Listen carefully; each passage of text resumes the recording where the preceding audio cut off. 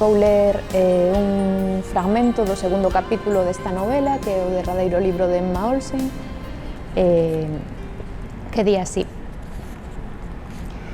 Díxome unha vez o señor Montana que a característica común a todas as grandes historias é que poderían ocorrer en calquera parte do mundo. Eu creo que a miña só pertence a Faith, e que fora de Faith ficaría como unha pinga de lixivia no medio do océano. Tal vez porque tampouco é unha grande historia, pero é a miña, a nosa, e aquí férenos como se a pinga de lixivia caese no medio da pupila, como se atravesase todo o importante de lado a lado.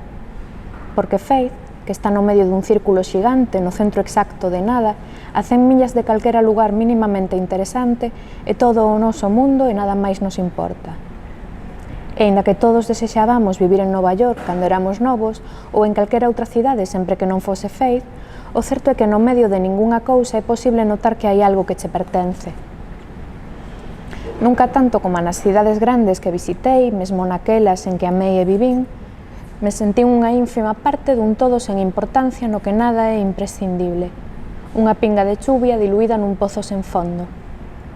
Pero Clarisa e máis eu, e todos nós, non desexábamos nada máis que diluirnos, e iso resultaba imposible en Faith, aínda agora o é, pese a que ninguén me recoñeceu pola rúa nestas últimas semanas que levo aquí. Eu si recoñezo este lugar como o lugar que deixei, o lugar onde se Betty non pode facer a quenda de tarde na cafetaría Columbia porque colleu un arrefriado, tampouco pode sair á rúa o domingo pola mañá sen que todos se deteñan a preguntarlle se xa está recuperada. E iso é o que máis odiamos e tamén a razón pola que fixemos tantos plans para marchar. Pero tamén por iso nunca aprendemos a vivir doutro xeito, e todos os que se foron remataron regresando ou caendo na tolemia como mamá. Supoño que eu podo considerarme das que volveron antes que de tolear, aínda que ninguén en Faith semelle saber quen son as poucas ocasións que a miña filla linda e máis eu saímos da casa. Non sei se son os estragos da enfermidade sobre o meu corpo que me fai irrecoñecible ou se todos prefiren ignorarnos. Supoño que unha vez que abandonas este mundo minúsculo que rodea Main Street, el abandónate a ti e deixas de ter interese ou importancia. Na casa dos Logan só vive Ana, que pensa que somos dúas forasteiras de Nova York que alugamos a miña casa con algún propósito extraño que a ela non lle interesa, e ten razón, porque esta casa é de algún xeito allea a min.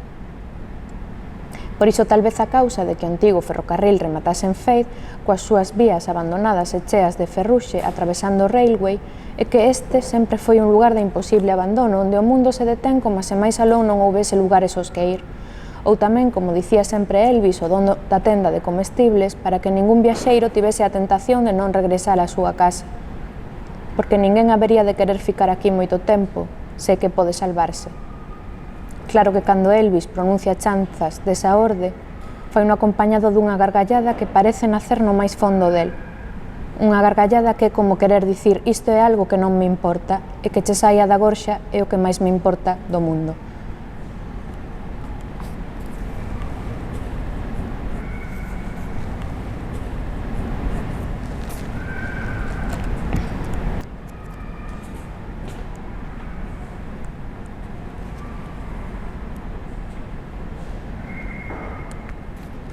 Vou ler o comezo de Carrusel. Nas matemáticas, como na noite, poden nacer intuicións que exceden as palabras escritas. É imposible perseguilas coa linguaxe, son labirintos de camiños cruzados que desaparecen detrás dos pasos que os percorren. Tío Carlos foi quen me ensinou a convivir coa noite, coas intuicións e coas palabras. Del aprendín tamén a amar as matemáticas como unha forma de misterio. Con todo, el nunca chegou a saber convivir con case nada. Supoño que toda a convivencia propón un baile de renuncias e sei que a vida inteira de tío Carlos é unha deserción permanente, onde non teñen cabido os abandonos voluntarios. O día do meu 7º aniversario agasalloume cun elefante branco de trapo. Teñolle medo, díxenlle. Eu tamén, contestou. Aínda o conservo. Gardo nunha caixa onde convive con outros recordos e fotografías de cando era nena. Pouseino sobre unha columna de libros que ocupa sen permiso o chan xunto á mesa en que escribo estas liñas, as primeiras en moitos meses. Xa non lle teño medo. Na mesma caixa de zapatos onde o elefante branco de tío Carlos dormiu durante todos estes anos dou cunha fotografía singular. Na marxe esquerda hai un dedo que cobre parcialmente o obxectivo da cámara e no resto da imaxe non se ve máis nada que unha negrura desacougante. Lembro o momento exacto en que tirei a foto, cunha cámara dun só uso, que Natalia e eu mercaramos nunha área de servizo da estrada que conecta Lisboa e Faro algunhas horas antes. Estou mirando a noite ao seu lado na terraza dun apartamento de vacacións.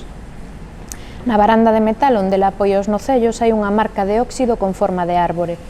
Hai tamén unha luz laranxa de farois, un ruido de mar e tráfico que ven da avenida principal e un grupo de mulleres con abanicos que vocean pola beirarrúa do paseo marítimo. Daquela tiro a primeira foto do carrete, tratando de probar como funciona a cámara. Decátome de que non quero enfocar nada do visible e disparo contra a noite. A fotografía recolla para sempre. A distancia entre unha estrela e outra, entre aquí e alí, paréceme inconcibible.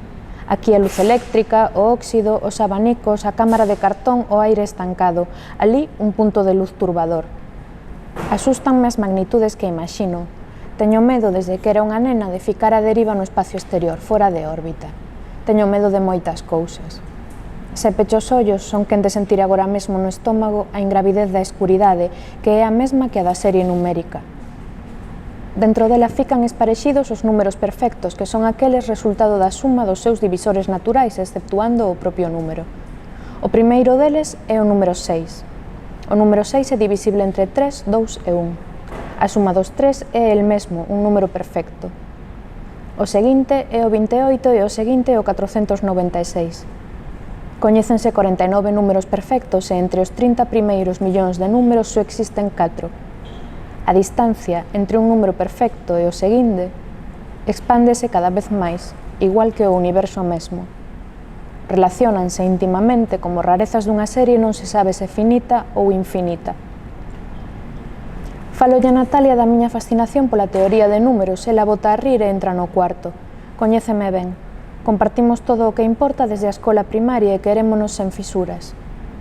Temos o tipo de amizade que se converte nunha alianza para a vida. Non sempre nos comprendemos, pero como os piares dunha ponte, manternos en pé unha a outra xa forma parte de quen somos. Gústame que as dúas sexamos insomnes, aínda que algunhas veces sexa para compartir silencios. Natalia lánzame unha toalla desde dentro do cuarto para cubrir as pernas e volve con 2 latas de cervexa. Eu acubíllome como podo na hamaca de plástico e sinalando co dedo cara á escuridade pregúntolle: ves esa luz? Asente. É un planeta, digo.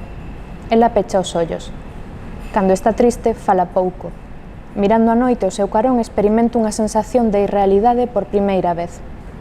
Natalia e máis eu somos neste momento 2 números perfectos.